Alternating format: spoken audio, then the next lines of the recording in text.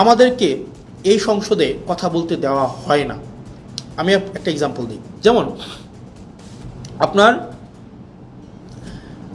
সালাউদ্দিন সাহেব আমাদের স্বরাষ্ট্রমন্ত্রী, উনি যখনই দাঁড়ান, উনি যেহেতু ট্রেজারি বেঞ্চের উনি মেম্বার, ট্রেজারি বেঞ্চের উনি অর্থাৎ উনি এবং উনি হচ্ছেন স্বরাষ্ট্রমন্ত্রী, উনি যখনই দাঁড়ান যেই বিষয়ে ধরেন, যেমন মানবাধিকার কমিশন বিষয়ে আমাকে সময় দেওয়া হয়েছিল মাত্র আমাকে সময় দেওয়া হয়েছিল 2 মিনিট, আমাকে সময় দেওয়া হয়েছিল মাত্র 2 মিনিট, আর এই বিষয়ে সালাউদ্দিন সাহেব 40 মিনিট কথা বলেছেন। 40 মিনিট। আমাদের সুপ্রিম কোর্টের সচিবালয়ের বিষয়ে আপনার 8 মিনিট কথা বলেছেন আপনার আক্তার ভাই, আসাদুজ্জামান সাহেব কথা বলেছেন অলমোস্ট 40 মিনিট।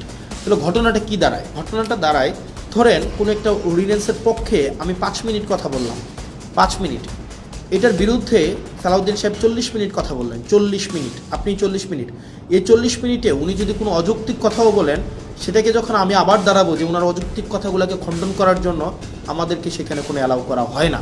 তার মানে আপনি সময় পাচ্ছেন 5 মিনিট আর সালাউদ্দিন সাহেব সময় পাচ্ছেন 40 মিনিট। আপনার কাছে উনার কথাটাই হচ্ছে কি, উনি উনার মতো করে মনের মাধুরী মিশিয়ে, মেটাফোর দিয়ে, উনি হচ্ছে ইতিহাস টেনে, উনি উনার নিজের ব্যক্তিগত অভিজ্ঞতা, দর্শন সবগুলাকে উনি হচ্ছেন সংমিশ্রণ করে উনার মনের মাধুরী মিশিয়ে উনি কথা বলতে পারেন। এবং সেই জায়গা থেকে আমাদেরকে সময় দেওয়া হয় 2 মিনিট এবং রিকোয়েস্ট করে সময় নেওয়া হয় 1 মিনিট, এবং যখনই আবার সময় চাওয়া হয় তখন আমাদেরকে বলা হয় this is not Shahbag square, it's parliament, which is very unfortunate.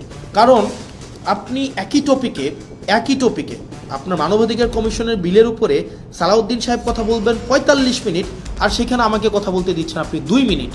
আপনি আমাকে 2 মিনিট কথা বলতে দিচ্ছেন, মানে এটা খুবই আনজাস্টিফাইড। যখন এটারই বিরোধিতা আমরা করেছিলাম, যখন এটাই চেয়েছিলাম যে এটার বিরোধিতা হচ্ছে, তখনই হচ্ছে আমাকে বলা হইলো যে this is not Shahbag square, it's parliament.